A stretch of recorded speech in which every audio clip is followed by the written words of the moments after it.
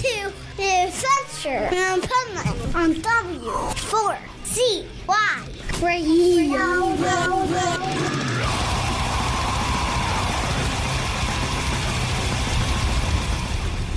Wake up, America!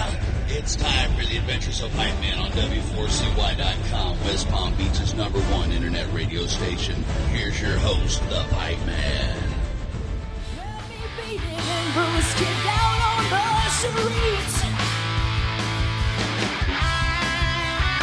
and now you change it. I'm gonna make you see. Don't you wanna start a fire? Don't need to use no gasoline. No. Well, then nothing was for me. I'll be This is the Pipeman here on the Adventures of Pipeman W4CY Radio, and I'm here with Sophie Lloyd. Hello. Nice. Here on Shiprocked. Yes. Oh my God. And I just have to say right off the bat, you absolutely frickin' killed it last night. Thank you so much. It was so much fun, honestly. Like, it's funny because you only get such like a short amount of rehearsal time. Right. So you're never too sure if it's going to go good or if it's going to be an absolute clusterfuck. But actually, it was so much fun. Honestly, if you just go up there and have fun, it was amazing. It was so fun to play with these people. I was watching the rehearsal the other day. I'm like, man, how are these people ever going to perform these songs on like one rehearsal day? Honestly, God knows. Right? Just luck. You just pray to God and then It just see what proves happens. you guys are pros because it's not even like the genre that you're in, but that Well, makes that's it the even thing. harder. Yeah, they got me playing Material Girl, which is all like super feel, like one note, like jams, which is, I'm like heavy chords, riffs all day. And I was like, God, I have the feel of like the whitest girl ever. Like I do not have any feel. So that was definitely a challenge, but it's good. It pushes you outside your comfort zone and like to play with people you've never played with before as well. I don't know, it's a challenge, but it's so much fun. It must be fun, too, to play, like, different music than you're used to because you have, even though you love what you're doing, sometimes you have the monotony when you're doing the same genre all the time. Definitely. It's almost like, not from a professional or musical standpoint, but mindset for you guys, I think it's almost like doing karaoke. We're just going and having fun. That's so true. It really is, especially like 80s stuff because everyone knows the songs. They're such bops and you can't not just have so much fun with it. So it was so much fun on stage, and then you feel so good once it's done. You feel like you've all like accomplished something really big as well, so you're like united forever. No doubt. And that's what I noticed too, because I look at everything and it's like you guys were like just totally bonding up there. Yeah. Okay. Whereas when you're doing festivals or you know, you don't have that same chance. Like, Definitely. even if you are bonded and friendly, like, everybody's like in such a rush to do everything that you don't have that chance. Exactly. And I think there's something about, especially this scenario where we're all playing songs we're not necessarily like used to, it's quite vulnerable. Do you know what I mean? Because everyone is like a little bit nervous, everyone's a little unsure, and I feel like it's that kind of vulnerability and the messing up in rehearsals and all of this stuff that kind of bonds you together even more because you're all kind of in it together. There's this big like community feel, which is really cool. Totally. And you guys had, from talking to some of my friends, a lot of technical issues, let's call it, like 5 bass pedals. And yeah, the drum pedals were crazy. They were just, you know, during the first song as well, I was doing We Built This City, and poor Haley, her drum pedal just like fell apart. Yeah. But she, like, it shows the professionalism people because she kept it going. I didn't even really, I was doing a solo, I didn't know it. and I was in my even own the little world. techs, like I just thought maybe a drumstick dropped or the tech was like tuning the drum. Yeah. I didn't know that there was a broken pedal. It happened 5 times. She even told me It's there was a crazy. hole in the bass drum at the end. Oh my God. Like, imagine you hit the bass drum and It just goes straight through. Right? Like, I don't think that's meant to happen. But see, that is the 80s. Because I remember, Well, yeah, exactly. I remember being at the US Festival. Yeah. And I was sitting there during Van Halen, and they started talking about love. And that's one of my favorite songs because that's like the first song I ever learned guitar on. Yeah. And Eddie's playing, but Dave's not singing. And they're all looking over at him. And Dave just goes, typical Dave, he goes, 300,000 people. I fucking forgot the words. And the whole crowd cheered like it was the best thing that ever That's so happened. funny. And then one person in the whole crowd heckled him. And he pointed him and he was like, I will fuck your girlfriend. And he probably did. And he probably did. But that's the thing is that I feel like that's what makes live performances is these like mistakes and these unique things that happen that someone can say. It makes it memorable. Someone can say, oh, I was there when this happened. I was there when that happened. And that's sort of the joy and the beauty of music, especially like rock music, I think, as 100%. Well. There's like a specific kind of community about it that I think everyone likes to feel like it's human. Do you know what I mean? And it's human to do that stuff. And that's the thing I've had to learn because I had really bad imposter syndrome for quite a while where I felt like I couldn't, because I did a lot online. So I grew up where everything can be like edited, filmed a million times and stuff. So suddenly when I had the transition to live, and obviously you can't play something a million times and you hit a wrong note, I was like, oh, well, that's not good enough. Right. Do you know what I mean? So that's the thing I've learned in my years now. And now I've been performing for quite a few years now. Nice. Now I've, finally kind of got to the part where I accept that and I can enjoy those moments as well. Who do you think's your biggest influence as a guitarist? That's a good question. I think it changes like every day depending on what I'm doing. That's a rock thing too, because like I've had different favorite bands. Like it's like chronological, like going up a hill. It's like okay, they were my favorite, then they became it. Yeah. It builds on it. Exactly. Like I think the person that kind of got me into guitar was Joe Satriani. His Surfing with the Alien album was one that I absolutely loved. And someone else I think that had a big influence was David Gilmour when I started listening to the Comfortably Numb stuff and kind of his feel. I feel like for a long time I kind of just shredded for the sake of shredding without much feel into it. And when I started getting into him, that was when I noticed that I started to put more feel and more emotion and try and tell these stories, and it wasn't just about all the silly nonsense and look how fast I can play stuff. See, I love hearing that because I've talked about that before. Like there's shredders I like, and there's shredders that bore me, Yeah, 100%. And I like them maybe the first time, and then after that, well, it's just the same. Exactly, that's the thing.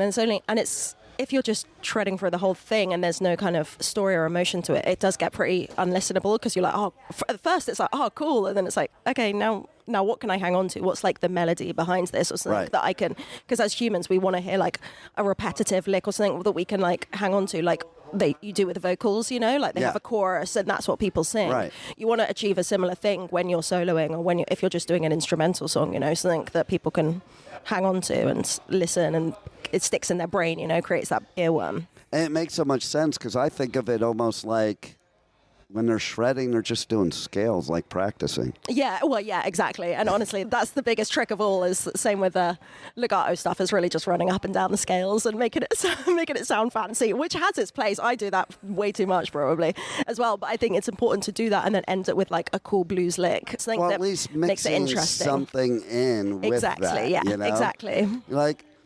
It might be an unpopular opinion, but I love Dave Van Halen, but I didn't think he was as great as everybody thought. Because that is an unpopular opinion. Right.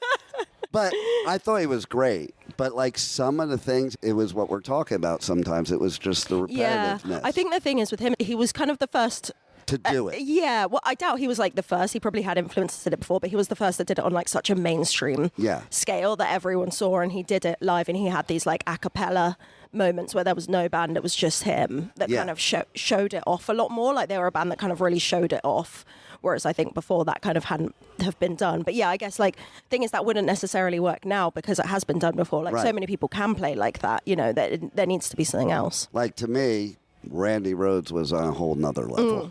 Oh, he was phenomenal. He's another massive influence for me as well. And I think his creativity with music as well, I think is really kind of inspiring. I think it was him that kind of did the two-hand slides stuff. And that's the thing I've incorporated into my playing a lot. I love just his uniqueness and things about his playing. I just think it's really cool. Nice. And so you teach guitar. In fact, you did a clinic here on Shiprocked, correct? Yeah, it was more of I feel like I didn't play as much as I should. It was more of a Q&A and me talking about my dog way too much. But, essentials. Right. Well, tell us about your dog. Oh, my dog is just incredible. He's a rescue. He's a half Bernese Mountain Dog, half Beagle. And he's just the best. I miss him so much. I've been away from him for so long. And is he pissed at you because you're gone all the time? Oh, yes. Well, the thing is, we have 2 cats, and whenever I get an animal, I'll go on tour, and then the animal will start liking my other half better because I'm away, and I'll come home, and suddenly they won't want to cuddle me, they want to cuddle him, so then I have to buy another animal, So now we're on our 3rd, and maybe when we get back, I'll have to buy another one because they won't like me as much, So Nice. I'm planning to build a farm. I love it.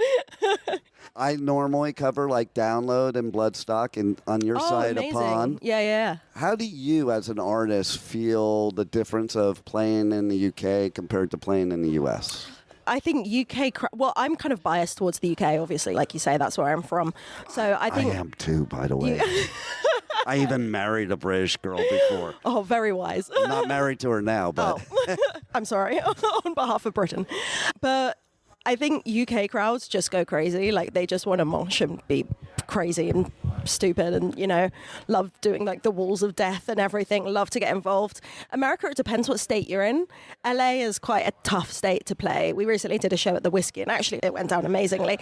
But when I play a lot, I'm in a band with Machine Gun Kelly, and when we play a lot of LA, everyone is just kind of standing there with their phones. Like, everyone wants to get, like, good. People, like, they're, like, facing away, filming their face, and you behind them, and I'm like, that's so weird.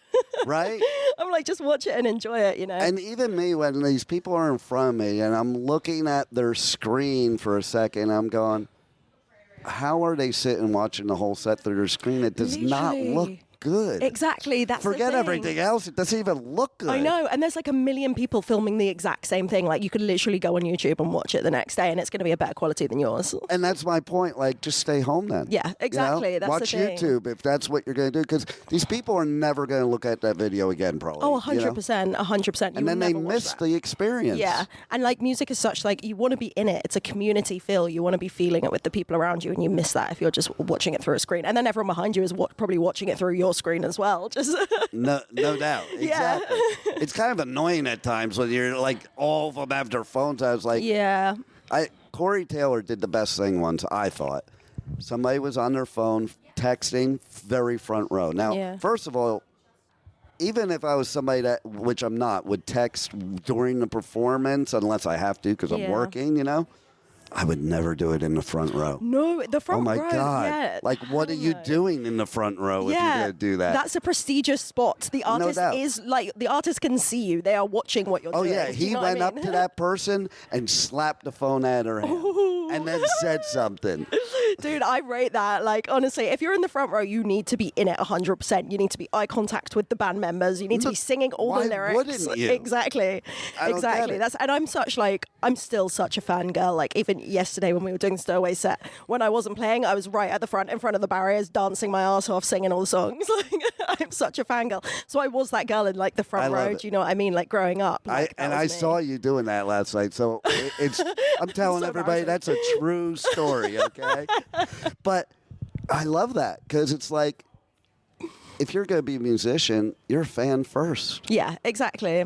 And if you're not, how can you appeal to the fans? Like, exactly, you have to be inside their feelings in their head, and you're playing for you, but you're playing for them too. Exactly, and that's kind of the great thing, that getting off the internet, like, and into live playing, getting to meet everyone and have that kind of personal experience where you're getting the feedback from the crowd has just been so incredible. Because, like I said, I feel like I kind of do everything I do in my career for my 14-year-old self, if you know what I mean. For that girl that was just like wanted to meet all the band members and was so excited when like a new album came out, was like first in line at like HMV and at the meet and greet. Like, I do it all kind of for that girl. So whenever I see people like that at the shows in the front row singing all the songs, like wanting to look at you and have a moment with you, like, it's so impactful. And that's like one of the things that really kind of inspires me the most to keep doing what I'm doing, is just those moments and connecting with people like that. And does it kind of blow your mind too, because I'm sure it happens whether you notice it or not, that like you're fangirling out, but then there's other artists that are like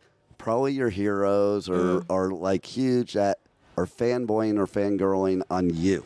I know, that's the weirdest part. I had a moment with Lizzie Hale. She sings a song on my album called Imposter Syndrome, and I met her for the first time at one of her shows, and she was incredible. And and then she told me she was taking my online guitar course, like my True Fire course, to learn how to play guitar.